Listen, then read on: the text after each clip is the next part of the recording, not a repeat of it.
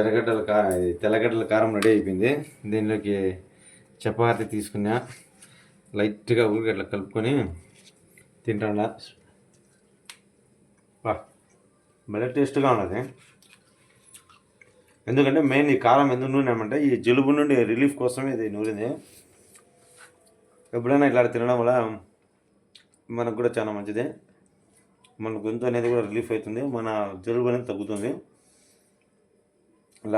నిన్న నుండి చాలా సమస్యగా ఉంది, జలుబు సమస్య ఎక్కువ, జలుబు అంతా కారుతూ ఉంది. అందుకోసం ట్యాబ్లెట్స్ కూడా వాడినా, ట్యాబ్లెట్స్లో నాకు రిలీఫ్ రాలే. మా వాళ్ళు ఎవరో చెప్పింటే నేను ఇది తింటాడా.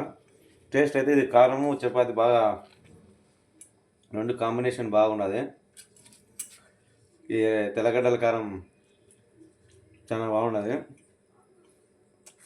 ఓకే ఫ్రెండ్స్, మీరు కూడా ఇలా ఎప్పుడైనా జలుబు దగ్గు వచ్చినప్పుడు ఇది పాటించండి, చూద్దాం మీకు ఎట్లా ఉంటుందో. ఇప్పుడైతే నాకైతే కొంచెం తిన్నప్పటి నుండి కొంచెం ముక్కులో నుండి జలుబు కారం తగ్గింది.